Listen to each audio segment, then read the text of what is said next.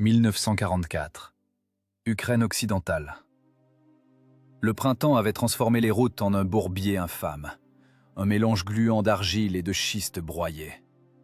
Un bataillon de tirailleurs en pleine offensive s'était engagé dans une cuvette, se retrouvant pris au piège entre des parois abruptes. Sur le plateau supérieur, suivant un axe parallèle, progressait une colonne motorisée allemande. L'ennemi débouchait exactement sur leur flanc. La distance de contact fondait. Le seul rempart entre les pièces lourdes de la Wehrmacht et les rangs de l'infanterie en marche se résumait à ce char de reconnaissance léger, un T-70. Une machine envoyée en patrouille sacrificielle. À l'intérieur de l'étroite carcasse blindée régnait une puanteur suffocante. L'huile moteur brûlait, les gaines des câbles fondaient, les rubans de frein surchauffés fumaient. Lyoshka, le pilote, ne sentait plus ses mains. Ses paumes engourdies semblaient soudées au levier de direction en acier. Chaque virage sur la route en lacet exigeait un effort surhumain. Pas d'hydraulique, pas d'assistance. Rien que de la mécanique brute et un levier qu'il fallait tirer vers soi jusqu'à s'en faire craquer les articulations. Les secousses lui vidaient les poumons. Le siège du chef de char, juste au-dessus de sa tête, oscillait violemment à chaque choc contre la pierre. « La température !» Le cri rauque de l'adjudant Stepan perça le fracas du métal. La voix du père sonnait sec. Aucune panique, uniquement le contrôle. « En bout ! 120 degrés !» Lyoshka cracha ces mots dans une fumée âcre. « On perd de la flotte ! Garde les tours! Si tu lâches les gaz, on reste planté pour de bon. Écrase !» Le char léger était poussé au casse-pipe. Les deux moteurs jumelés de l'usine gaz, installés le long du flanc droit, hurlaient à la limite de la rupture. Conçu à l'origine pour des camions civils, il tractait maintenant 11 tonnes de blindage dans une ascension presque verticale. L'aiguille du thermomètre avait dépassé la zone rouge depuis longtemps. Le liquide de refroidissement s'était transformé en vapeur. Le bloc cylindre en fonte était prêt à éclater. C'était l'agonie technique des mécanismes. Mais tant que les vilebrequins tournaient, le char rampait vers les sommets. Un nouveau virage serré. Lyoshka tira brusquement le levier gauche, enfonçant la pédale d'embrayage à fond. Le char tressaillit. La chenille droite mordit dans l'argile meuble, la gauche se bloqua. La caisse entama une rotation lourde. Les patins grincèrent sur le granit dans un hurlement à percer les tympans. Le pilote relâcha l'embrayage, bonde en avant. La machine fut projetée contre un rocher. La suspension poussa un gémissement plaintif. Les barres de torsion se courbaient à la limite de leur élasticité. Le débattement des amortisseurs était épuisé. Chaque choc du châssis contre la pierre se répercutait par une douleur sourde à la base du crâne de Lyoshka. Lyoshka essuya la sueur de son front d'une manche crasseuse. Ses yeux pleuraient à cause de la fumée. À travers l'étroite fente de vision, il ne voyait qu'une paroi rocheuse grise à droite et le vide à gauche. La route se rétrécissait. La largeur de la voie dépassait à peine le gabarit de l'engin. Les ingénieurs n'avaient jamais prévu que ce char prendrait d'assaut des sentiers de chèvres. La guerre dictait sa géométrie cruelle. « 300 mètres avant le plateau !» La botte de Stepan frappa l'épaule droite de Lyoshka. Le signal pour accélérer. L'interphone tombait souvent en panne à cause des vibrations. Seul le contact physique sauvait la mise. « Les moteurs vont serrer !»« On s'en fout des moteurs. Amène-moi au point de tir. Les Fritz sont déjà là-haut. » L'ordre ne se discutait pas. Il n'y avait pas de place pour la réflexion, seulement pour l'arithmétique de la survie. S'il ne parvenait pas à bloquer le goulet débouchant sur le plateau, l'avant-garde allemande se déploierait en ordre de bataille. De là-haut, ils arroseraient le bataillon en 20 minutes. Des centaines de morts, au lieu de 2. Lyoshka écrasa l'accélérateur au plancher. Les moteurs hurlèrent dans un dernier cycle déchirant. Le bruit des cylindres changea, un claquement métallique sec apparut. Les soupapes. L'huile commença à suinter abondamment des joints, inondant le bloc brûlant. La fumée dans le compartiment de combat devint épaisse, pesante. Il fallait respirer par petites bouffées, les dents serrées. Le char déboucha sur une section rectiligne. La pente devint encore plus raide. Les chenilles patinaient sur la pierre. La vitesse tomba à celle d'un homme au pas. La machine mourait. Le métal ne supportait plus ces surcharges colossales. La transmission vrombissait comme si on y broyait du ballast. Lyoshka sentait la vibration de chaque pignon à travers les leviers. Il faisait son travail mécaniquement, fusionné avec la machine en un seul nœud de chair, suant l'huile usagée. L'étroite brèche entre les rochers approchait. C'étaient les portes de pierre ouvrant sur le plateau. Derrière commençait un espace relativement plat. De là, un courant d'air apportait déjà l'odeur d'un échappement étranger. De l'essence synthétique. Cette odeur spécifique et âcre de carburant chimique qu'on ne peut confondre avec rien d'autre. L'ennemi était à portée de main. « Perforant engagé !» lâcha brièvement Stepan. La culasse du canon de 45 mm claqua. Le bruit de l'obus glissant dans la chambre résonna de façon sourde et sèche. Les derniers mètres de l'ascension se payaient par la destruction du moteur. Lyoshka ne quittait pas des yeux la bande de lumière qui s'élargissait. La traction chutait à chaque seconde. Le moteur droit toussa violemment, cracha un épais nuage de fumée bleuâtre et perdit brusquement ses tours. Un cylindre venait de lâcher. « Tire !» rugit Stepan, l'œil rivé à l'oculaire du viseur. Lyoshka arracha à la ferraille agonisante ses dernières parcelles d'énergie. Le char bascula lourdement sur la crête. Les chenilles frappèrent le granit plat du plateau dans un fracas de tonnerre. Un bloc d'acier fumant et brûlant venait de surgir à découvert. La lumière frappa les yeux. Le pilote cligna des paupières frénétiquement pour chasser la sueur acide. À travers l'épiscope, il vit ce qui le força à bloquer les freins à mort.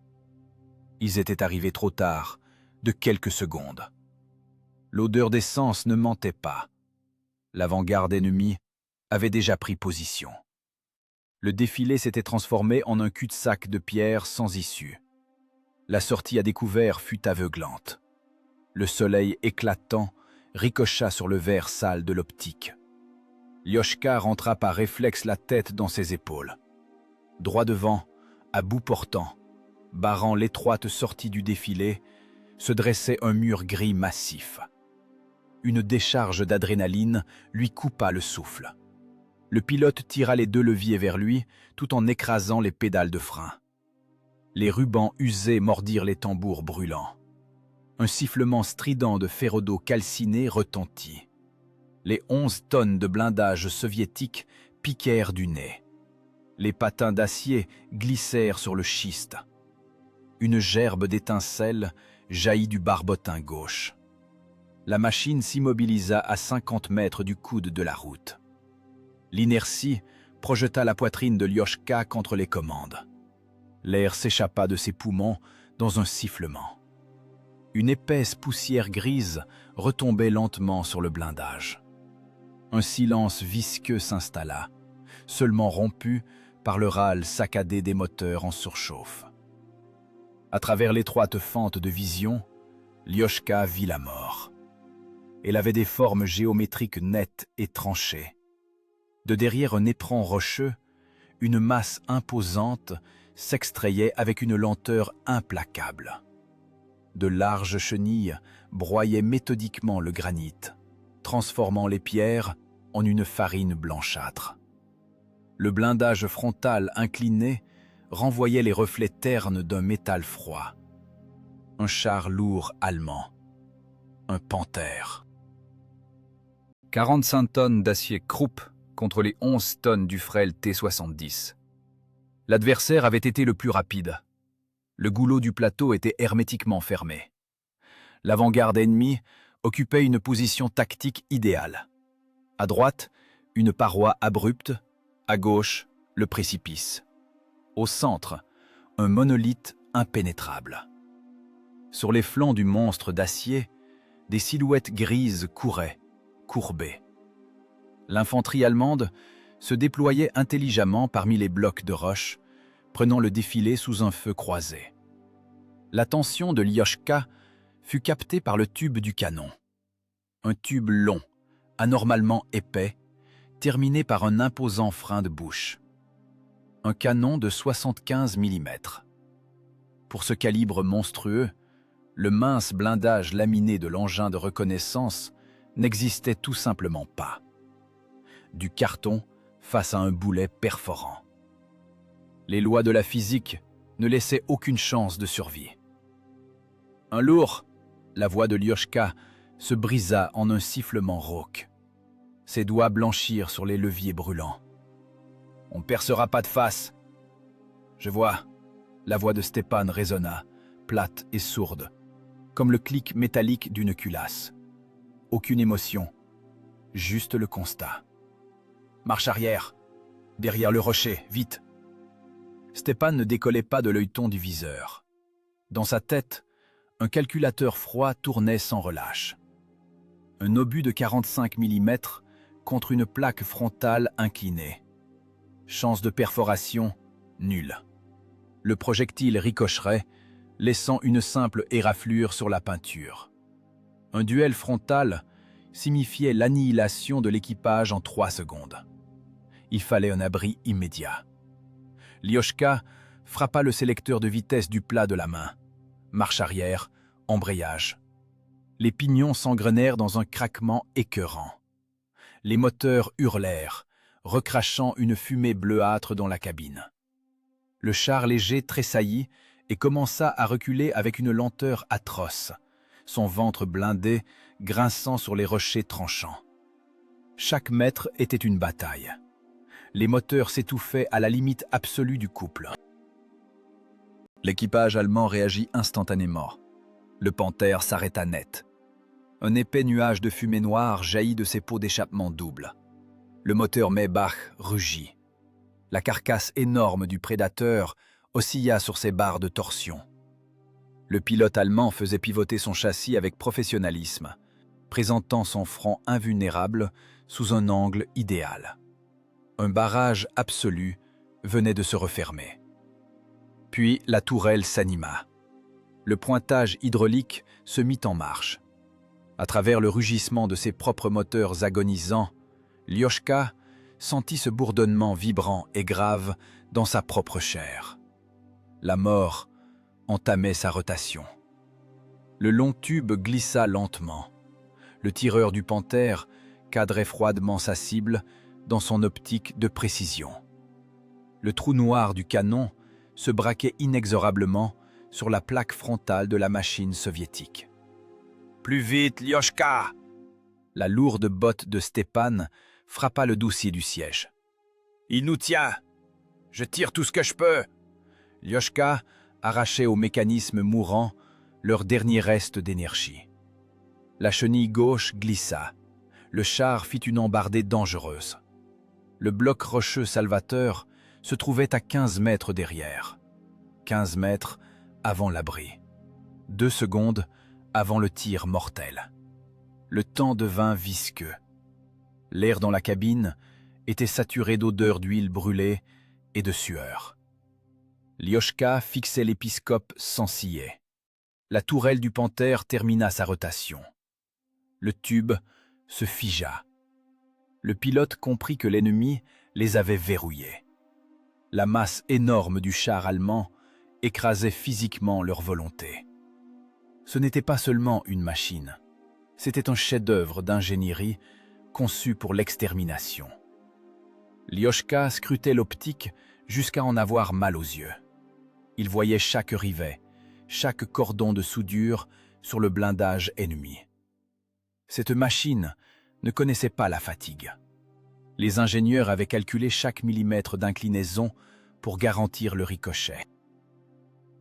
La conscience de sa propre insignifiance technique face à cette montagne blindée paralysait le système nerveux. Le T-60 continuait de ramper en arrière. La caisse fut secouée par une pierre cachée. Le régime moteur chuta brusquement. Le char s'immobilisa presque, exposé en plein dans le viseur. Lyoshka écrasa l'accélérateur. Le carburateur cracha les restes de carburant. Les moteurs toussèrent, mais reprirent de la traction. Un tour de galet de plus. 1 mètre de plus. Le frein de bouche de l'ennemi regardait droit dans la fente de vision. La pression psychologique était insoutenable. On aurait dit que le canon se trouvait à quelques centimètres de son visage blême. Une simple pression sur la détente et un obus perforant de 7 kilos transformerait les hommes en poussière rouge. Stepan se taisait, serrant à mort les volants de pointage. Tirer maintenant ne serait qu'un éclat dérisoire avant une mort certaine. Seule la manœuvre comptait. L'infanterie ennemie était déjà au sol. Les mitrailleurs installaient posément leurs bipieds. Le plateau était devenu un stand de tir. Le chef de char allemand ne se pressait pas, sachant sa proie acculée. La tourelle corrigea légèrement son angle. La mort s'apprêtait à frapper. Lyoshka tira le levier gauche jusqu'au choc métallique. Le char léger fit une embardée. La chenille droite mordit dans le schiste avec un craquement. 11 tonnes d'acier furent projetées dans la zone aveugle. Un énorme éclat de granit masqua la ligne de mire ennemie. Le grincement du métal contre la pierre assourdit l'équipage. Le flanc gauche du T-70 s'écrasa contre le monolithe. Le choc brutal stoppa l'inertie. Les moteurs s'étouffèrent dans leur propre échappement, mais parvinrent à extraire la machine de la trajectoire. 1 seconde plus tard, l'espace explosa. L'air se comprima violemment. Le lourd obus perforant éventra le vide là où, une fraction de seconde plus tôt, se trouvait la coupole du chef de char. L'onde de choc frappa les tympans. Une fine poussière de pierre gicla sur le blindage. Manqué. Le tireur allemand avait pris une correction trop haute sur une cible mobile. Stepan ne laissa pas à son fils le temps de réaliser qu'ils étaient en vie. Le commandant tournait déjà furieusement ses volants de pointage. La cible avait disparu derrière le rocher, mais une partie de la tourelle massive restait visible. Il fallait une riposte immédiate pour briser le rythme de l'attaque. « Perforant !» rugit Stepan. Sa main droite fit basculer le coin de la culasse. « Envoie un sous-calibré !» cria Lyoshka, cramponné au levier. « Un boulet ordinaire ne passera jamais !»« Distance 200 mètres, angle trop aigu, le noyau va se briser.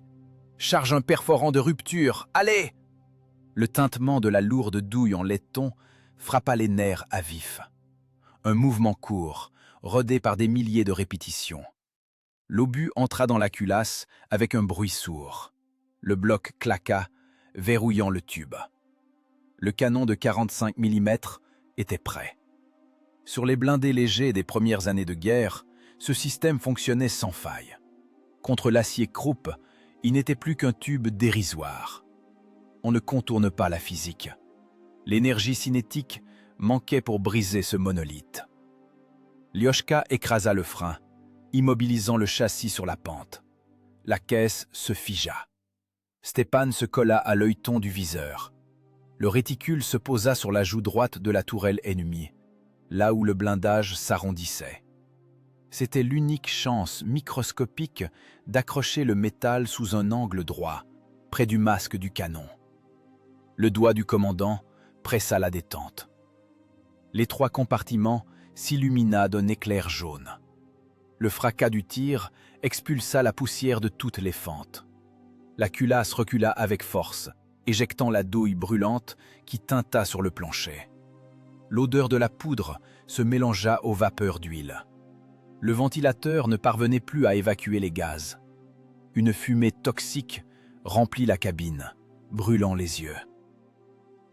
Le projectile franchit la distance en une fraction de seconde. Lyoshka regardait par l'épiscope. L'obus frappa la joue de la tourelle. Un fracas métallique atroce retentit. Une gerbe d'étincelles jaillit. Les lois de la métallurgie rendirent leur verdict. La pointe de l'obus soviétique glissa sur l'acier sémenté, n'arrachant qu'un sillon dans la peinture grise. Le projectile ricoché s'envola dans le ciel des Carpates avec un sifflement perçant. Blindage non percé. « Ricochet !» constata Lyoshka. Sa voix était sèche, dénuée d'émotion. Ses mains se reposèrent sur les leviers. La torpeur s'était dissipée, remplacée par une clarté glaciale, celle d'une impasse tactique. La différence de catégorie devint physiquement palpable. L'impact direct n'avait eu aucun effet sur la machine de 45 tonnes. L'équipage adverse n'avait même pas ressenti de commotion. La masse allemande resta immobile. Seule la tourelle, dans un vrombissement hydraulique pesant, reprit sa rotation mortelle. Le tireur allemand corrigeait froidement son tir d'après l'éclair du départ. L'ennemi avait calculé la géométrie exacte de l'abri. Les moteurs du char léger tournaient à un régime instable. Le moteur droit toussait, secouant tout le bloc. La température restait figée au-delà de la zone rouge. Lyoshka jeta un coup d'œil au tableau de bord. Les mécanismes pissaient l'huile. Sous les chenilles, le schiste s'effondrait. Il n'y avait nulle part où reculer. Derrière, le précipice. Pivoter sur cette étroite corniche était impossible. Le fracas des chenilles étrangères s'intensifia. Le pilote allemand passa la première. La montagne d'acier s'ébranla, réduisant méthodiquement la distance pour atteindre la zone d'annihilation garantie. Les larges patins broyaient le granit en poussière.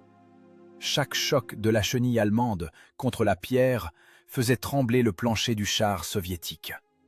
L'ennemi n'avait pas l'intention de contourner le rocher. Il comptait pulvériser l'abri par un tir à bout portant. Stepan, silencieux, engagea l'obus suivant dans la culasse brûlante. Un autre mouvement mécanique, calibré. Le commandant savait l'absurdité d'un pilonnage frontal, mais l'automatisme du soldat dictait ses règles de fer. « La chenille gauche pend au-dessus du vide », rapporta Lyoshka. Il n'y avait plus de peur dans sa voix, juste le constat de la fin. « Garde le frein. Attends mon signal », trancha Stepan. Le long tube du canon ennemi apparut lentement derrière le bord du monolithe. Le vide noir du 75 mm avançait inexorablement. L'imposant frein de bouche visait le centre de l'abri. La distance fondait. Le prochain tir serait le dernier. L'espace se déchira. L'air comprimé frappa les tympans avec la force d'un marteau-pilon. Le tireur allemand avait écrasé la mise à feu électrique. 7 kg d'acier rayé furent crachés à 1000 mètres par seconde. L'obus ne toucha pas le blindage. Il percuta le centre exact du monolithe de granit. L'énergie cinétique rencontra la pierre millénaire. Une explosion dirigée se produisit. Le granit éclata en milliers de fragments tranchants. La moitié supérieure de l'éperon rocheux se volatilisa dans un nuage de poussière. Une tempête de pierres s'abattit sur le mince blindage soviétique. Les éclats frappaient la plaque frontale avec l'acharnement d'une mitrailleuse lourde. Le verre de l'épiscope se couvrit instantanément d'une toile d'araignée de fissures blanches. La visibilité tomba à zéro. L'onde de choc projeta Lyoshka contre les leviers. L'air quitta ses poumons. Un sifflement aigu lui vrillait les oreilles. À l'intérieur, une odeur de pierre broyée et de métal chauffé à blanc se répandit. Le T-60 tressaillit. Des pans de roche ensevelirent la partie arrière dans un fracas de tonnerre, menaçant de bloquer définitivement les grilles de ventilation. « Recule! Tire-toi de là !» Le cri de Lyoshka dérapa en un hurlement désespéré. Le système nerveux avait lâché. La terreur face à cette masse invisible capable d'aplatir le char paralysait toute logique. Ses mains, par instinct, tirèrent convulsivement les leviers. Les chenilles grincèrent sur le schiste. « Pas de panique !» La voix de Stepan claqua comme un fouet. Le poing lourd du commandant s'abattit sur l'épaule de son fils. Le contact brutal ramena le pilote à la réalité. « Relâche la chenille. Recule dans la zone aveugle, doucement, ne bascule pas. » Lyoshka avala péniblement sa salive. Il enfonça l'embrayage, frappa le sélecteur. Les deux moteurs hurlèrent à la mort. La chenille droite tourna avec un craquement sur le schiste qui se dérobait. Le char léger recula, s'écrasant dans l'étroite faille entre la paroi et les restes du rocher pulvérisé. L'arrière pendait au-dessus de l'abîme. Le recul fut de 2 mètres exactement. Il n'y avait plus de chemin. Derrière, le vide des Carpates. L'impasse absolue. À travers le nuage de poussière, un son parvint. Un rythme métallique lourd, régulier, cliquetant. De larges patins broyaient le granit. La machine allemande s'était remise en mouvement. Le char lourd avançait. Le chef de char ennemi n'allait pas gaspiller un second obus pour achever une ruine. Il avait compris. La proie était acculée. La distance diminuait, inexorablement.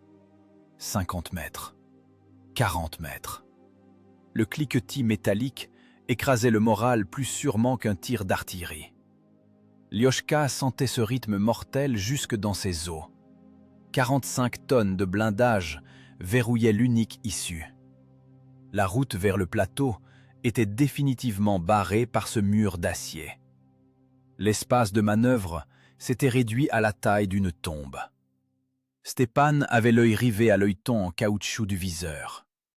Dans le réticule de l'optique, seule tournoyait une poussière grisâtre. Pourtant, le son trahissait la position de l'ennemi plus précisément que n'importe quel instrument. Il arrivait en tir direct. Le champ de vision s'élargissait à chaque mètre parcouru par le char allemand. Dans quelques secondes, le long canon muni d'un imposant frein de bouche contournerait l'éperon rocheux. Impossible de se cacher. L'épaisseur du blindage frontal du T-60 n'était que de 35 mm. Pour un obus perforant allemand, c'était l'équivalent d'une feuille de papier mouillée. Le prochain tir transpercerait la plaque frontale de part en part. L'obus faucherait l'équipage, arracherait la tourelle de son chemin de roulement et projetterait le métal tordu et brûlant dans l'abîme. Les lois de la physique ne laissaient aucune autre issue. « En effet, chef », constata sèchement Lyoshka. Sa respiration s'était totalement stabilisée. Un calme glacial. La lucidité des condamnés l'avait envahi. Ses mains se crispèrent sur les leviers d'acier brûlants. « On attend. On attend », répondit Stepan en écho. L'index du chef de char se posa sur la détente du canon. Le prédateur fit grincer ses chenilles à 15 mètres de l'abri. La poussière commença à retomber lentement. De la brume grise surgit l'imposant glacis incliné.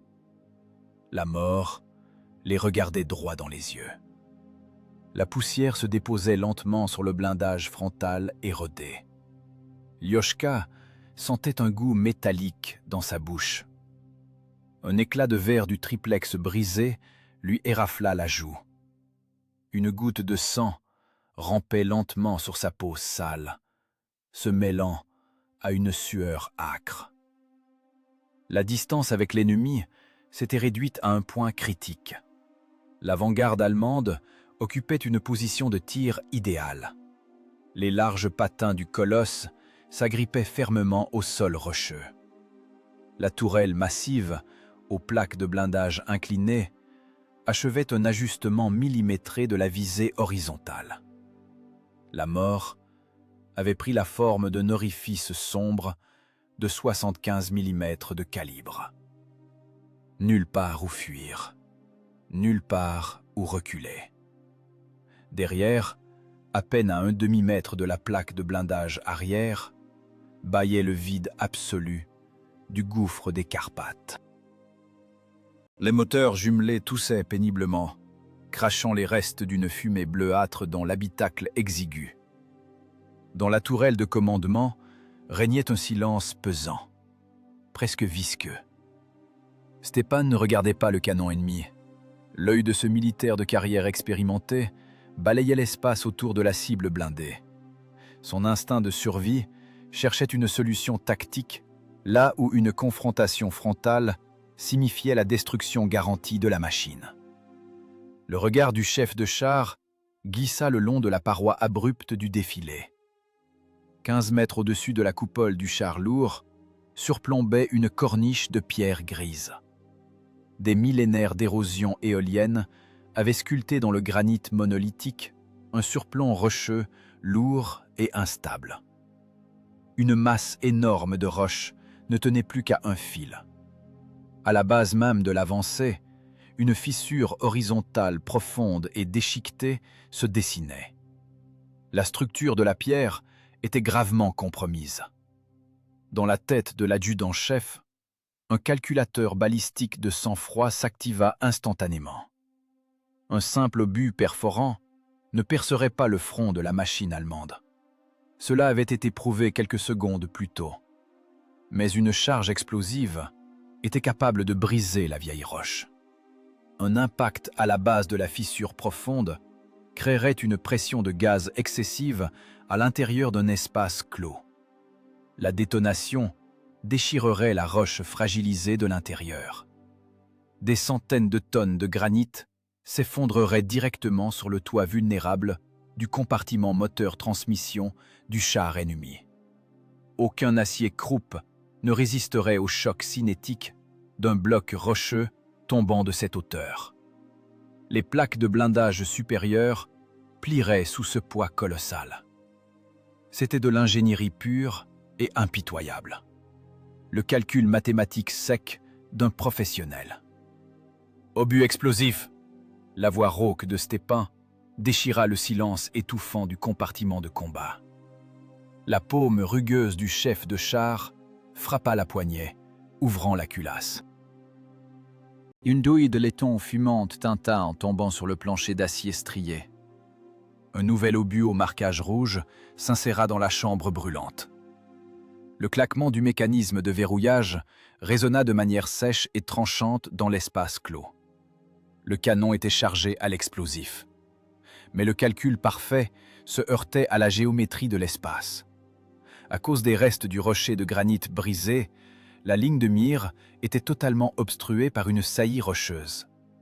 L'obus frapperait bien en dessous de la fissure salvatrice, percutant le monolithe de granit plat. L'explosion d'une charge de 45 mm ne ferait qu'égratigner la pierre dure. Il fallait un tir direct sous un angle d'élévation dégagé. « Lioshka, écoute l'ordre !»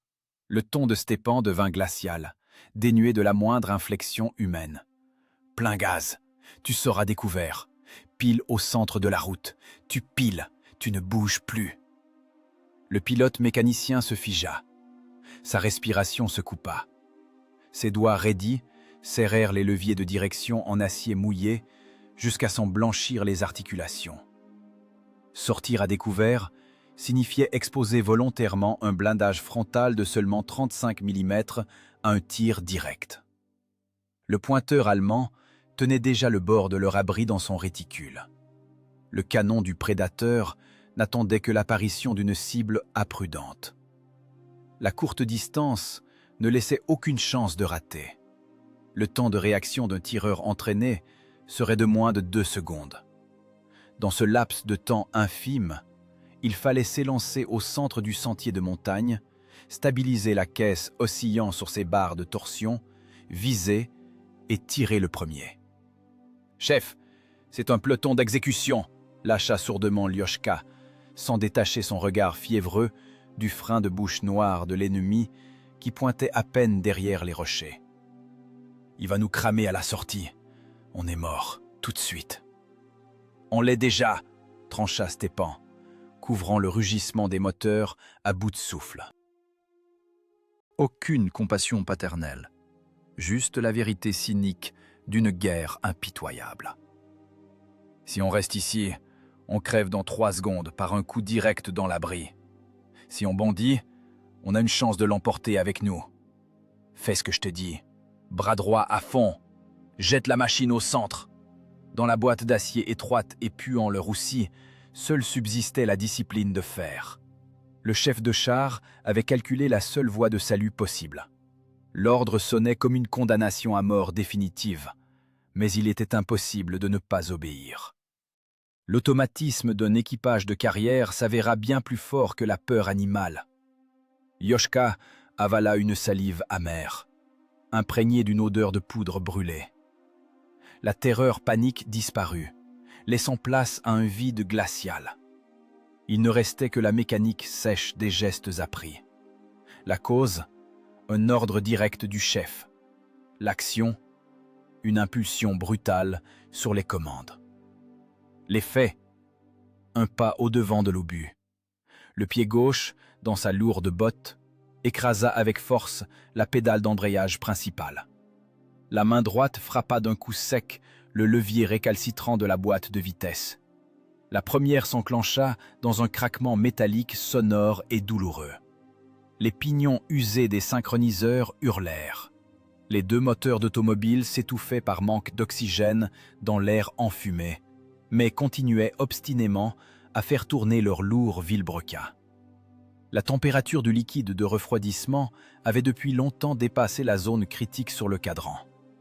L'odeur du métal en fusion agressait les narines. L'engin de reconnaissance agonisait en roulant, perdant ses fluides techniques, mais il était prêt pour son ultime sursaut. Lyoshka jeta un coup d'œil rapide dans le triplex brisé. La masse grise et anguleuse du blindage allemand se dressait devant, bloquant la sortie. Le long tube du canon pointait précisément vers le bord du rocher fracassé. L'équipage allemand agissait avec méthode et précision. Ils attendaient leur proie. L'ennemi savait parfaitement que la machine légère était prise au piège dans cette nasse rocheuse. Cet équipage expérimenté ne s'agitait pas et ne gaspillait pas ses munitions. Une tension pesante planait sur le défilé. La mort exigeait un silence absolu. « Je garde le viseur calé sur la roche », prononça Stepan, d'une voix sourde mais très distincte. Le chef de char pressait fermement son visage en sueur contre l'œilleton en caoutchouc noir de l'appareil. Ses mains puissantes verrouillaient les volants de pointage. Son index droit se posa sur la détente. « Dès que tu t'arrêtes, je tire. Ne donne pas de coup de levier, reste de marbre. »« Compris, » répondit Lyoshka, de ses seules lèvres exsangues, ne faisant plus qu'un avec le métal vibrant. Son talon lourd enfonça avec force la pédale d'accélérateur contre le plancher d'acier strié. Les carburateurs noyés recrachèrent avidement le mélange inflammable directement dans les collecteurs d'admission. Les 2 moteurs rugirent furieusement à leur régime maximal. Le son grave frappa les parois de granit et revint en un écho démultiplié. Le pilote mécanicien relâcha brusquement l'embrayage. Le char léger de 11 tonnes tressaillit violemment. Les barbotins d'acier entraînèrent puissamment les chenilles. Les patins usés mordirent le sol pierreux dans un crissement strident. La machine s'élança, quittant la zone morte. La caisse blindée surgit de l'abri, se jetant directement dans la ligne de mire du canon lourd allemand. La sortie était faite. Il n'y avait plus de retour en arrière. Le pied gauche de Lyoshka relâcha brusquement la pédale d'embrayage principale. Les 2 moteurs de voiture hurlèrent à plein régime. Les barbotins firent tourner les chenilles d'acier usées dans un craquement. 11 tonnes d'acier soviétique jaillirent de derrière le rocher de granit salvateur. La machine effectua un bond suicidaire sur l'espace découvert de la corniche. Le blindage frontal de seulement 35 mm s'offrit totalement à l'ennemi. Il n'y avait plus aucune protection. L'espace se rétrécit aux dimensions d'une étroite fente de vision. Devant se dressait un mur gris monolithique, un char lourd allemand. 45 tonnes de perfection technique. Le prédateur attendait calmement sa proie. Le long canon de 75 mm visait pile au centre de la route. L'énorme frein de bouche bâillait comme un trou noir. La distance entre les machines ne dépassait pas 40 mètres. Pour un combat de chars, c'était une distance de corps à bout portant. Aucune chance de ricochet ou de raté. L'équipage allemand travaillait avec un professionnalisme glacial. Le pointeur du char lourd avait depuis longtemps calé le réticule de son optique Zeiss de haute précision sur le bord de l'abri. Dès que la caisse étroite du char léger apparut à la lumière, la croix noire de l'optique se posa fermement sur les soudures grossières du blindage soviétique. La survie se mesurait en fractions de secondes. Le canon long allemand ne pardonnait pas l'erreur. Un impact direct d'obus perforant à cette distance transpercerait à coup sûr la machine légère de part en part, ferait sauter les munitions et réduirait l'équipage en une poussière sanglante. « Halte !» L'ordre sec de Stepan perça le rugissement des moteurs. La cause, l'action, les faits. Lyoshka écrasa les 2 pédales de frein contre le plancher jusqu'à en faire craquer ses articulations. Les rubans de frein mordirent les tambours brûlants dans un grincement atroce. Le sifflement strident du ferraud calciné déchira les oreilles. La caisse du char piqua du nez. Les barres de torsion en acier gémirent douloureusement, encaissant et dissipant l'inertie colossale des 11 tonnes. La machine se figea pile au milieu du sentier de pierre. Une cible absolument exposée. Une cible immobile, idéale pour le bourreau ennemi. « On bouge plus !» Lyoshka se crispa sur les leviers. Ses muscles s'étaient pétrifiés sous la tension. Il attendait simplement l'impact du lourd boulet d'acier qui allait instantanément faucher sa vie. Stepan ne prêtait aucune attention au canon mortel braqué sur lui. Son regard était rivé à l'oculaire étroit du viseur. L'optique pointait vers le haut, bien au-dessus de la lourde tourelle ennemie. 15 mètres au-dessus du niveau de la route, surplombait une corniche rocheuse massive et pesante. À la base du monolithe de granit gris, une fissure horizontale profonde et déchiquetée s'ouvrait. Le vent, l'eau et le temps avaient gravement affaibli la roche. Le chef de char plaça le trait vertical du réticule pile au centre de ce gouffre naturel sombre. Le doigt du chef de char pressa doucement la détente résistante. Le percuteur frappa l'amorce. À l'intérieur du compartiment de combat exigu, un éclair jaune vif jaillit. Le fracas assourdissant du coup de canon frappa les tympans. Le recul projeta la culasse de la pièce de 45 mm vers l'arrière avec une force inouïe. Le mécanisme d'extraction éjecta brutalement la douille percutée. Le laiton brûlant tinta contre le plancher d'acier.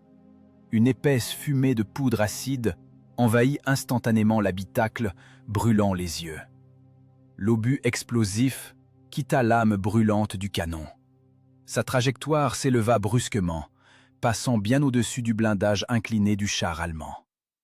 Le chef du char lourd observait le secteur de tir à travers les épiscopes de sa coupole. Il vit l'éclair vif du tir russe. Son instinct de survie crispa ses muscles dans l'attente de l'impact. Mais une longue seconde s'écoula et aucun fracas métallique ne retentit sur le blindage. L'officier allemand suivit la trajectoire. L'obus s'était écrasé haut dans la falaise. Un raté évident, un tir désespéré et insensé. L'équipage russe avait craqué. Les nerfs des tankistes n'avaient pas tenu sous la tension de l'attaque frontale. Un tir dans le décor à 40 mètres de distance. Un sourire froid et méprisant effleura les lèvres du commandant allemand. La chasse était terminée. La victime venait de commettre son ultime erreur fatale. Il ouvrit la bouche pour confirmer par l'interphone l'ordre de destruction immédiate de la cible. Le pointeur du char lourd commença à enfoncer froidement la pédale de mise à feu électrique. Le canon s'apprêtait à cracher la mort. C'est précisément à cet instant infime que la charge explosive soviétique frappa le point calculé. L'obus s'enfonça profondément dans la gueule sombre de la fissure érodée. L'impact cinétique contre la pierre dure activa instantanément la fusée à percussion. La détonation n'eut pas lieu à la surface de la montagne, mais au plus profond d'une poche rocheuse close. L'énergie de la puissante explosion ne se dissipa pas dans l'air libre. Les gaz de poudre brûlants se dilatèrent instantanément à l'intérieur de la falaise. Une pression excessive colossale déchira le monolithe de granit de l'intérieur dans un craquement sinistre. Le fracas sec de l'explosion fut aussitôt noyé dans un grondement sourd, terrifiant et croissant. Le socle rocheux sous les chenilles tressaillit. Le sourire de supériorité disparut instantanément du visage du chef de char allemand. Le calcul tactique froid fit place à une terreur animale, primitive, devant la catastrophe imminente. L'Allemand leva brusquement les yeux. Le ciel pâle au-dessus de l'étroit défilé disparut, occulté par une masse grise gigantesque. Des millions de micro-fissures parcoururent la corniche rocheuse dans un craquement effroyable. Le son de la pierre se déchirant à vif couvrit le vrombissement des moteurs de char. Un pan de granit de plusieurs tonnes se détacha de la masse principale des Carpates dans un gémissement sourd. Le temps s'étira de manière critique. Les quelques secondes se transformèrent en une éternité visqueuse et sans fin. Lyoshka regardait à travers le verre brisé du triplex, oubliant de respirer. Il voyait une ombre géante et inéluctable, celle de la mort, s'abattre sur la machine blindée parfaite. La nature s'était invitée dans un combat d'hommes.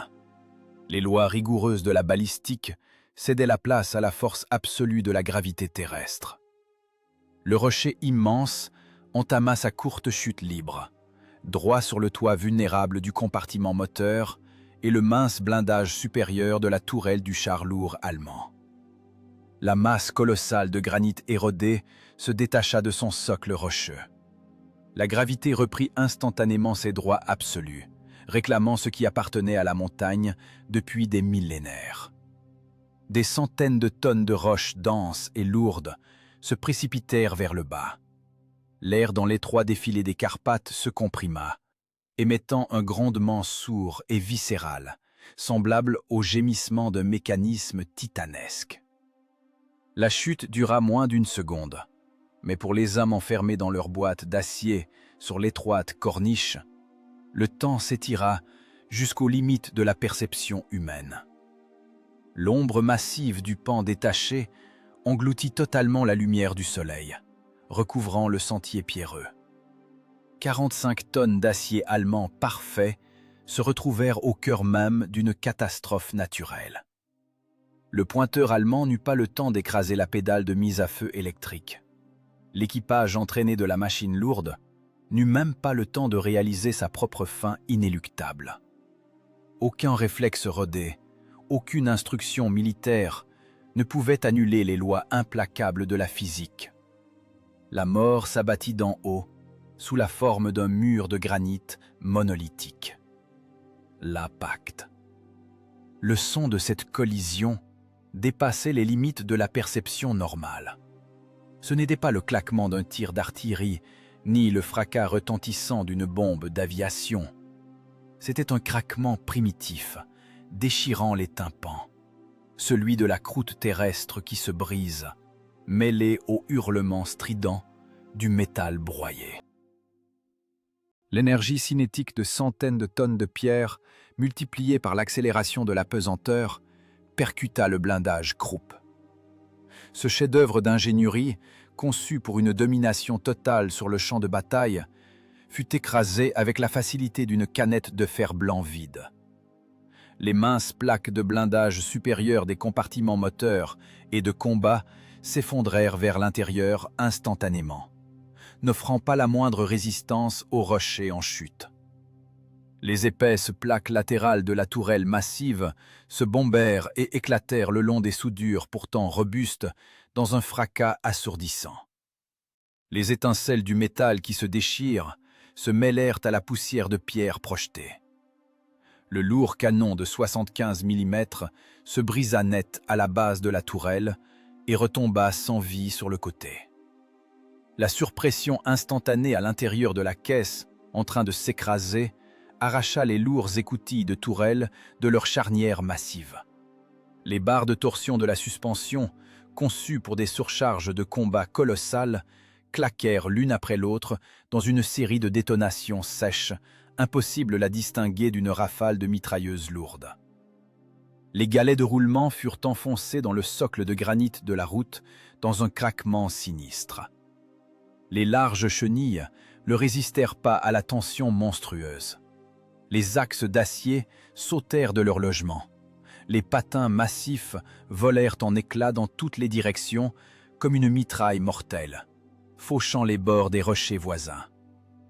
L'orgueil de l'industrie blindée allemande cessa d'exister en une fraction de seconde microscopique. Le char lourd se transforma en une galette informe de ferraille tordue, littéralement incrustée dans le sol sous le poids d'une force irrésistible. La mort de l'équipage ennemi fut absolument instantanée. Aucun cri à l'interphone, aucune tentative désespérée de s'échapper par les trappes d'évacuation. Juste un craquement sourd et humide à l'intérieur de la boîte blindée qui s'aplatissait. L'onde sismique, provoquée par l'impact du rocher de plusieurs tonnes contre le sol, se propagea à travers tout le plateau montagneux. Les 11 tonnes du char léger soviétique furent brutalement soulevées. Le plancher métallique quitta le sol pierreux. Lyoshka se cogna violemment la tête contre le rebord en fer de l'appareil de vision, manquant de perdre connaissance sous l'éclair de douleur aveuglant qui lui traversa le crâne. La machine retomba lourdement sur ses chenilles usées, gémissant de tous ses amortisseurs en surcharge. Le choc brutal vida ses poumons du peu d'air qu'il leur restait. Après la secousse sismique, vint un puissant bélier pneumatique. L'air comprimé, expulsé du défilé par la masse gigantesque de la roche en chute, frappa le blindage frontal du T-70. La machine légère fut traînée en arrière, dérapant sur le sol. Puis, la poussière s'abattit. Un nuage épais, dense et impénétrable de poussière de pierre engloutit instantanément tout l'espace environnant.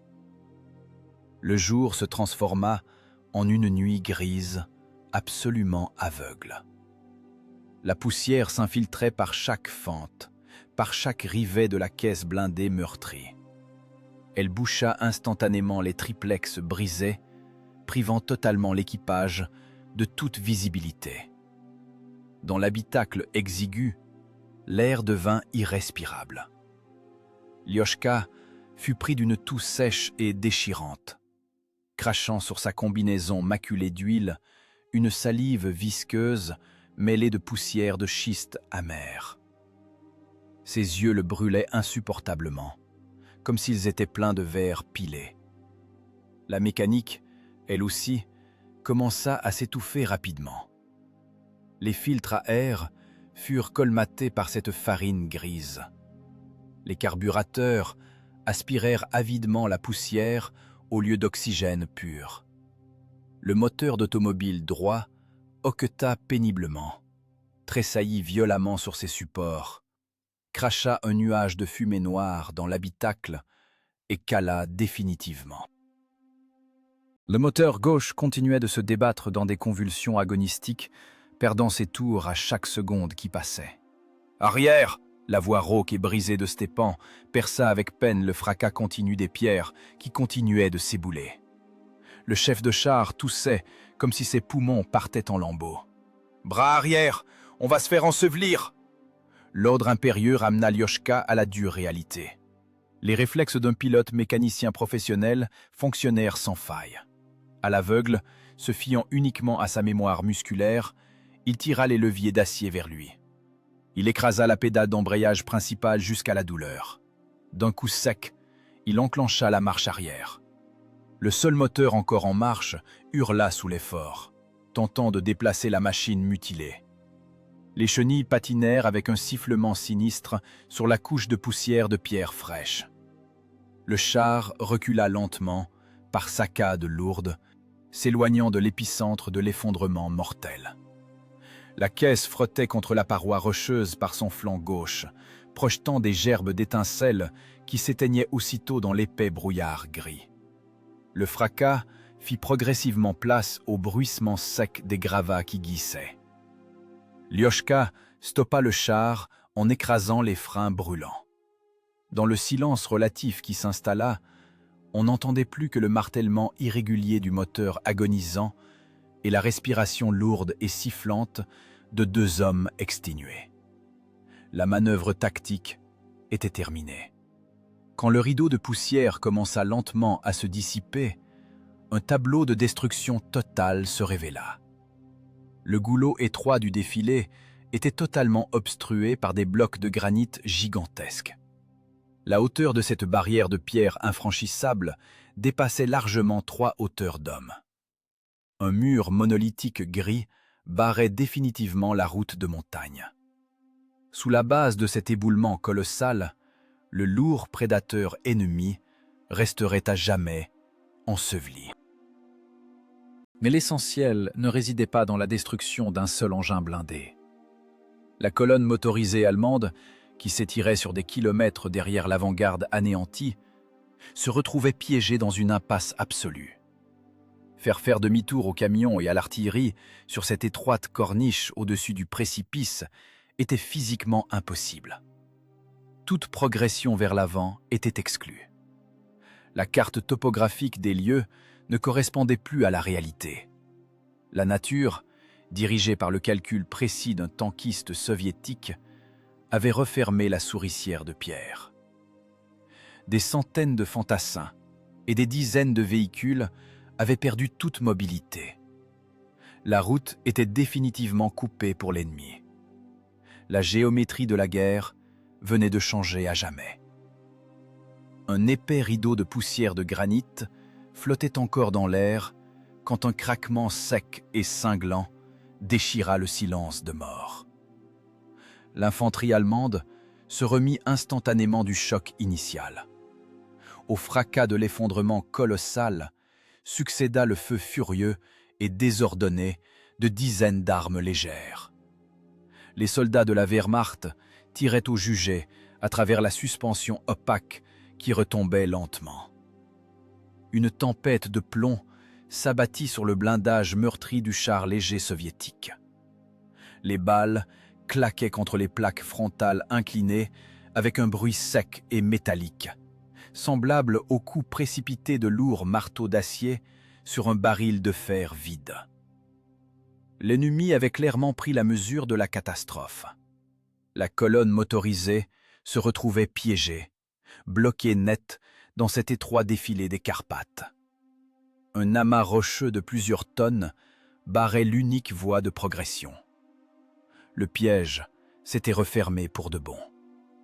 Cette impasse tactique se mua en une pluie de plomb dense et hurlante. À travers les fentes de vision étroites et encrassées de poussière grise, Lyoshka distinguait des silhouettes floues en uniforme gris de fer. Les fantassins ennemis escaladaient prestement l'éboulis de granit récent.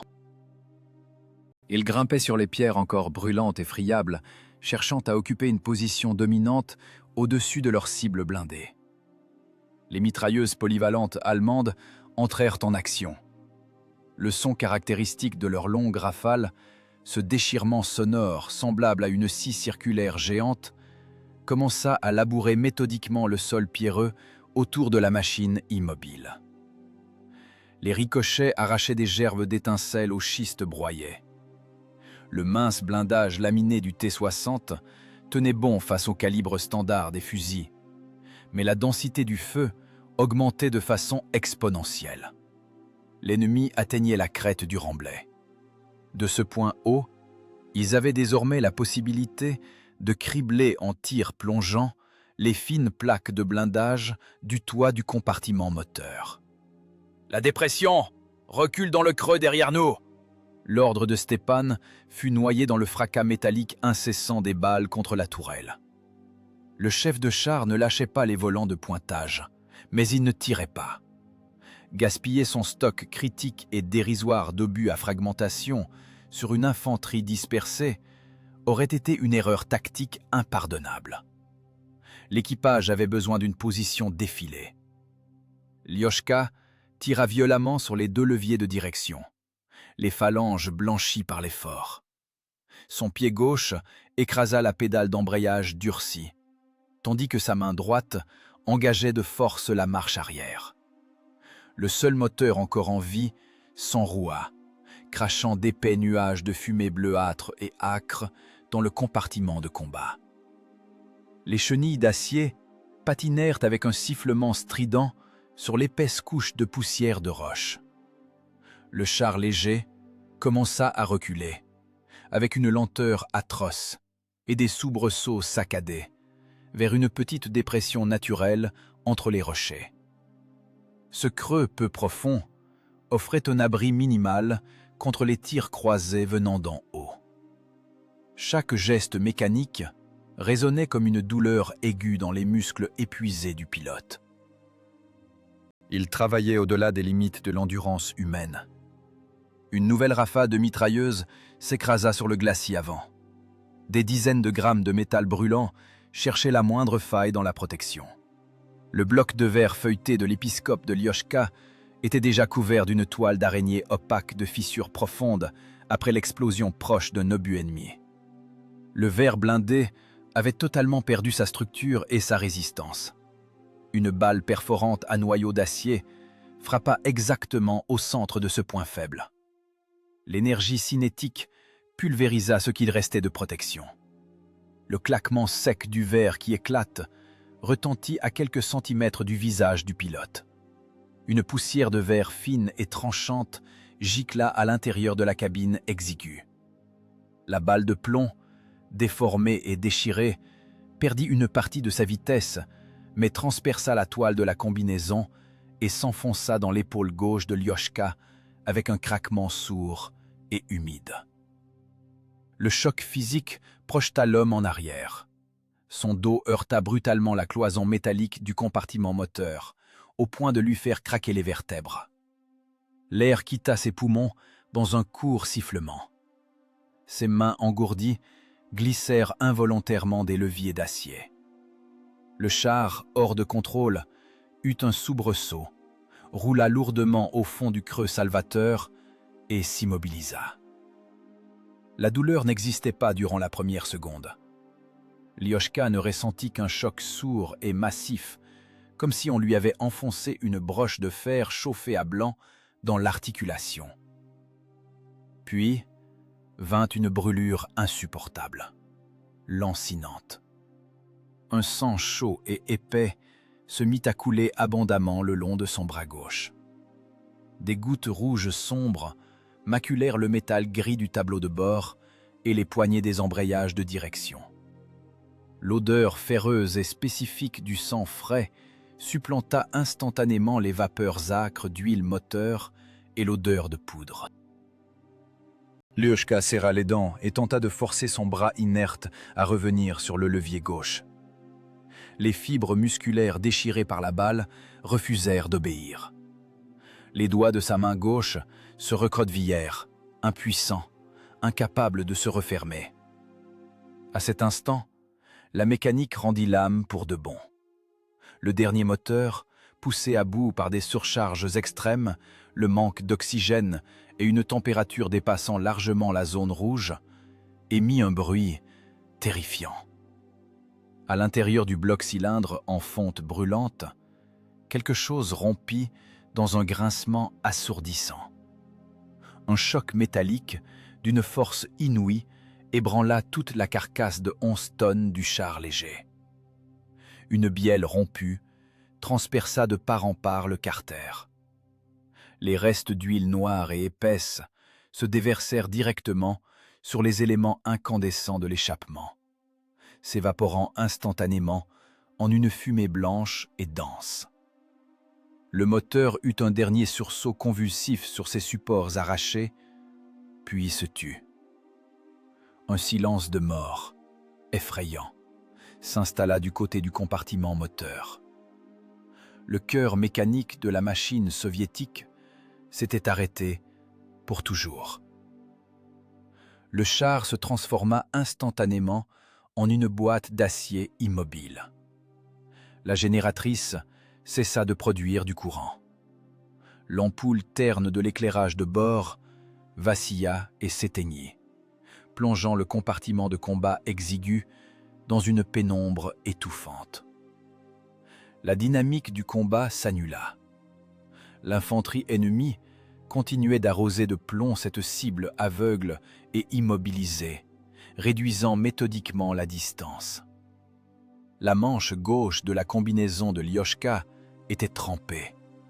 Le sang tombait en gouttes lourdes sur le plancher strié, comptant les dernières minutes de vie de l'équipage figé. Le silence de mort du moteur brisé étourdissait plus qu'une explosion d'artillerie proche. Le mouvement s'était arrêté pour toujours. 11 tonnes de blindage soviétique n'étaient plus qu'un coffre d'acier immobile, enfoncé au fond pierreux d'un étroit vallon de montagne. L'odeur écœurante de l'huile moteur répandue se mêla instantanément au parfum lourd et métallique du sang frais. Lyoshka, le pilote, s'affaissa lourdement sur son siège rigide. Son bras gauche pendait comme une lanière sans vie le long de son corps. De son épaule déchiquetée, un liquide sombre jaillissait par saccades, imbibant rapidement la toile épaisse de sa combinaison de soldat. La vie s'écoulait sur le plancher d'acier à chaque battement de cœur sourd qui résonnait dans ses tempes. Le chef de char quitta sa coupole d'observation sans un geste superflu. L'adjudant Stepan sauta lourdement sur le plancher du compartiment de combat. Pas de consolation, pas de compassion paternelle. À la guerre, la pitié amollit et tue plus vite qu'une balle. Ses doigts rugueux, noircis par la suie de poudre incrustée, déchirèrent l'enveloppe caoutchoutée d'un pansement individuel. Le bruit de la toile qui se déchire parut anormalement fort dans ce silence. Stepan écarta brutalement, d'un coup sec, le col ensanglanté de la combinaison de son fils. Une plaie profonde et déchiquetée apparut, l'orifice d'entrée d'une balle à noyau d'acier. Sans hésiter, le chef de char enfonça le tampon de gaz épaisse directement dans la chair sanglante. Lyoshka eut un tressaillement convulsif. Une crampe musculaire déforma son visage émacié. Ses mâchoires se serrèrent à en faire craquer l'émail. Mais le cri resta prisonnier à l'intérieur. La douleur lui traversa le corps, de l'épaule au talon, comme une barre de métal rougie au feu. « L'os est tata !» La voix du père était sourde, absolument banale. Un constat mécanique et froid des dégâts. « Non !» Lyoshka avala une salive amère et visqueuse, crachant un caillot rouge sur le plancher. « Le muscle est arraché. Les doigts de la main gauche ne répondent plus. Je vais serrer fort. Accroche-toi. Le moteur est mort. La machine ne bougera plus. Maintenant, on est en casemate. Un point d'appui fixe. Ta main droite fonctionne? Elle fonctionne. Prends la mitrailleuse. Les frites passent par-dessus les boulis. D'un coup sec, Stepan serra les pans du bandage, fixant à mort le pansement compressif. Le nœud était grossier, dur, mais l'hémorragie pulsatile s'arrêta. La gaze blanche se gorgea instantanément de pourpre. Le chef de char ne perdit pas de temps à vérifier le pouls. Il se détourna, se hissa à la force des bras et reprit sa place en tourelle. Le dialogue court et sec était terminé. Le travail méthodique et monotone d'extermination de l'ennemi commençait. À travers les fentes de vision intactes, Lyoshka voyait des formes grises floues. L'infanterie allemande avait surmonté le choc de l'effondrement. Ses soldats entraînés progressaient par bonds par-dessus les blocs de granit, occupant méthodiquement les hauteurs. Ils bougeaient avec professionnalisme, se couvrant mutuellement par un feu nourri. Dans les mains de certains, on distinguait nettement de longs tubes métalliques aux extrémités renflées. Des Panzerfaust, des armes anti-chars portatives à charge creuse. Un tir de cet engin à 30 mètres garantissait de percer de part en part le mince blindage du char léger, transformant l'équipage immobile en cendres en une fraction de seconde. L'ennemi prenait froidement la cible immobile en tenaille. Lyoshka serra les dents jusqu'à en avoir mal aux gencives. Sa main droite valide se referma fermement sur la poignée pistolet striée de la mitrailleuse coaxiale d'Ektiarev. Son épaule gauche brûlait d'un feu d'enfer, mais sa main droite agissait avec une précision absolue. Ses doigts trouvèrent par habitude le cran de sûreté métallique. Un déclic sec. Le pouce ramena la lourde culasse en arrière.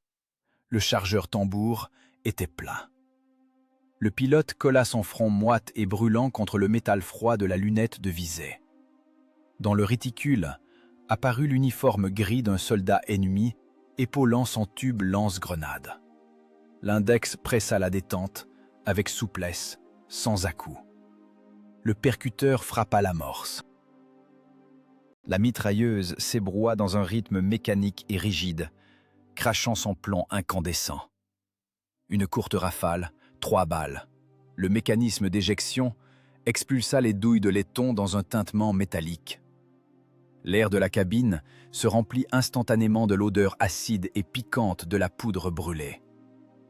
Lyoshka vit distinctement les balles traverser le corps de l'ennemi. Le soldat allemand eut un sursaut contre nature, lâcha son Panzerfaust et s'effondra lourdement sur les pierres tranchantes. Aucune émotion, juste la constatation froide de la cible traitée. L'arme fonctionne. Le secteur est clair, en attente de la cible suivante. Au-dessus, le bloc de culasse massif claqua bruyamment. Stepan faisait tourner manuellement, au prix d'un effort physique colossal, les volants de pointage de la tourelle. L'assistance électrique était inexistante sur les chars légers.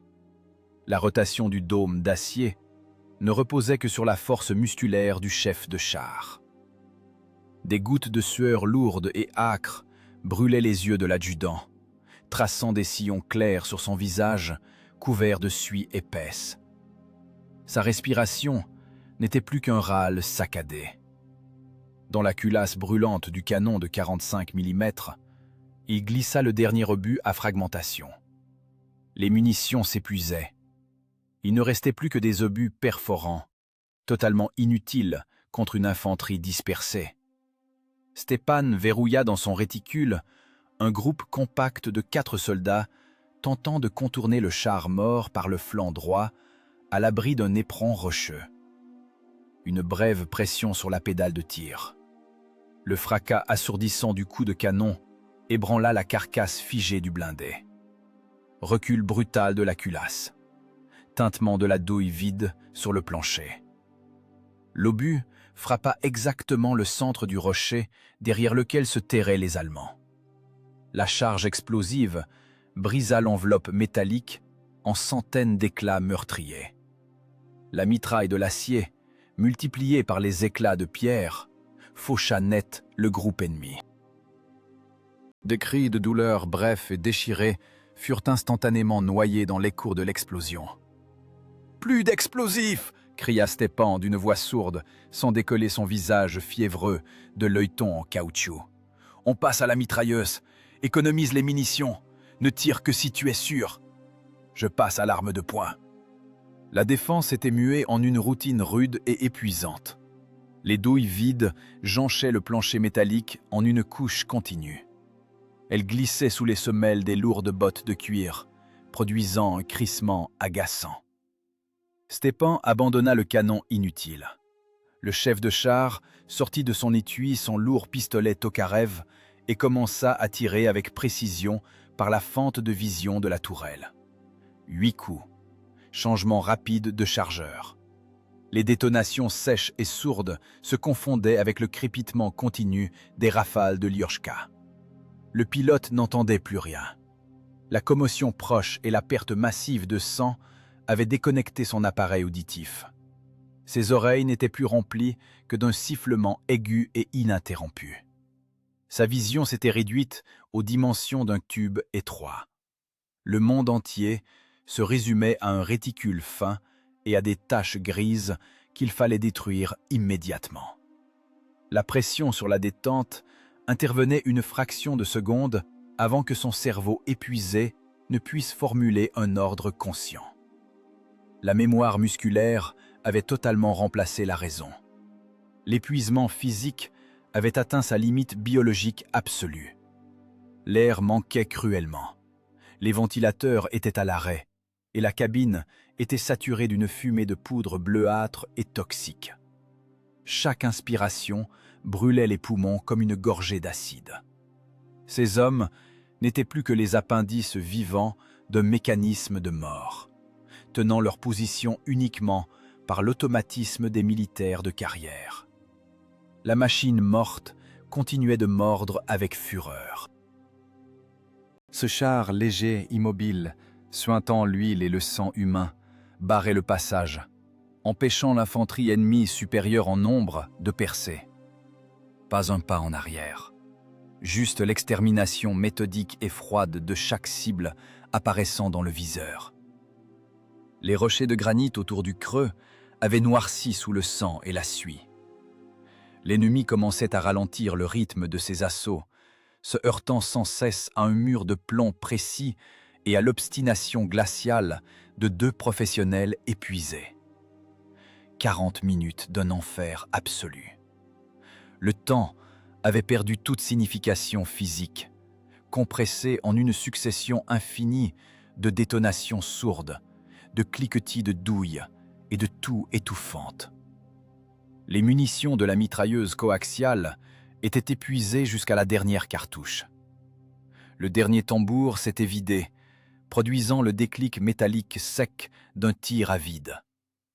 Lioshka continuait mécaniquement de presser la détente de son doigt rebelle, incapable de rompre la connexion neuronale entre son cerveau vidé et son arme refroidie. De son épaule gauche profondément déchirée, une mare de sang épaisse, sombre et collante s'était formée sur le plancher d'acier. Sa combinaison de toile était imbibée de pourpre jusqu'au ceinturon. Dans la cabine étroite et sombre du char mort, l'odeur du cuivre chaud, de l'explosif brûlé et de la chair humaine était insupportable. Les Allemands comprirent instantanément que le point d'appui s'était tu. La tempête de plomb qui hachait le granit sur le blindage meurtri cessa brusquement. Un silence lourd, visqueux et bourdonnant s'installa, annonçant le dénouement. L'infanterie ennemie commença à converger lentement, avec assurance, vers la boîte d'acier immobile pour l'assaut final. Dans les mains des sous-officiers apparurent des grenades à manche. La distance de contact n'était plus que de 20 mètres. « Prépare les grenades !» La voix rauque et brisée de Stepan parvint à peine à travers le sifflement des oreilles commotionnées. Le chef de char se laissa tomber lourdement sur le plancher. Dans sa main sale, couverte d'une épaisse couche de suie huileuse, brillait la coque en fonte quadrillée d'une lourde grenade défensive. « On ne se rend pas. On les laisse arriver contre les chenilles. On dégoupille par l'écoutille supérieure. « Compris, chef !» murmura Alioshka de ses lèvres exsangues. Le calme glacial de la mort inévitable avait fini par paralyser les restes de peur animale. Les doigts de sa main droite se crispèrent sur l'anneau de la goupille. La mécanique sèche du dernier geste. La cause, la capture physique imminente. L'action, faire sauter les munitions restantes. Les faits, une mort garantie, emportant l'ennemi avec soi. Mais l'explosion n'eut pas lieu. À sa place, à travers la masse du granit des Carpates et le bourdonnement des oreilles, une vibration profonde et basse se fit sentir. Le sol pierreux sous les chenilles mutilées se mit à trembler. La vibration s'intensifia rapidement, se transformant en un rugissement grave, puissant, primordial. Ce n'était pas le cri suraigu des moteurs automobiles jumelés du T-70. C'était le grondement rythmé, massif et monolithique des moteurs diesel V2 à 12 cylindres. Les lourds moteurs de marche des chars moyens soviétiques broyaient méthodiquement l'espace, approchant à toute allure depuis les arrières. Le bataillon de fusiliers avait réussi à atteindre la ligne de front. L'élément de reconnaissance avait rempli sa mission suicidaire, gagnant ses 40 minutes inestimables au prix de son matériel détruit et de son sang versé. Au détour d'un virage serré de la route de montagne, le premier T-34 surgit dans un fracas assourdissant de chenilles larges. 30 tonnes de blindage incliné engagèrent le combat immédiatement, sans réglage préalable. Le long tube de 76 mm cracha une colonne de flammes jaunes. Le fracas d'une puissante explosion brisante balaya le groupe d'infanterie allemande des blocs de granit. Les éclats se mêlèrent à la pierre. Un deuxième char déboula lourdement, suivi d'un troisième. Les mitrailleuses de caisse ouvrirent un feu de saturation continue. Une grêle de plomb s'abattit sur les restes de l'avant-garde ennemie, clouant les capotes grises dans le schiste broyé. La colonne motorisée allemande, bloquée par l'effondrement de la corniche rocheuse, se retrouvait dans une nasse tactique absolue. Devant, des milliers de tonnes de roches infranchissables et la carcasse écrasée de leurs propres engins lourds. Derrière, les lignes d'assaut implacables du bataillon de fusiliers et de la compagnie de chars soviétiques. La géométrie du piège avait pris sa forme finale et mortelle.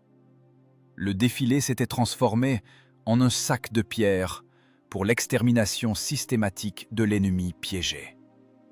Stepan poussa des deux mains la lourde écoutille supérieure.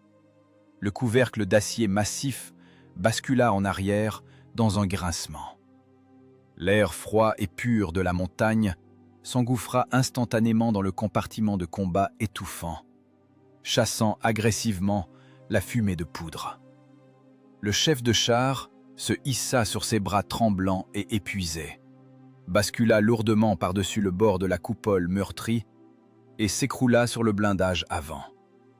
Puis, il se pencha à nouveau vers l'intérieur de la carcasse sombre, saisit fermement son fils par l'épaule droite valide et, dans un effort physique colossal, presque inhumain, tira Alioshka dehors, à la lumière. Les deux hommes restèrent immobiles sur le métal qui refroidissait rapidement. Leur combinaison n'était plus qu'une croûte rigide de sang séché, d'huile moteur et de poussière de granit. Leur visage n'était qu'un masque noir, d'où ne ressortaient que des yeux fiévreux et brillants.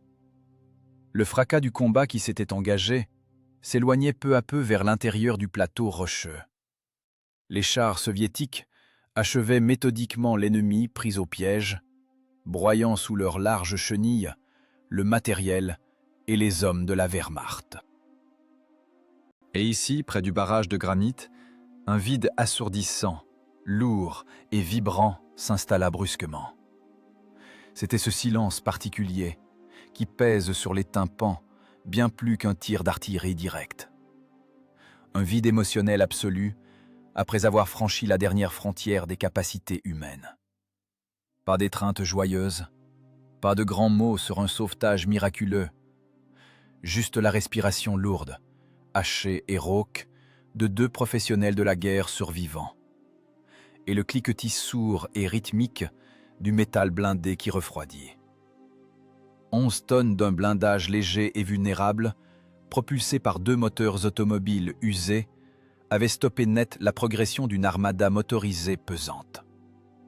L'acier indestructible de chez Krupp, l'optique d'une précision mathématique et les calculateurs balistiques parfaits s'étaient fracassés contre le calcul froid et cynique d'un adjudant russe de carrière.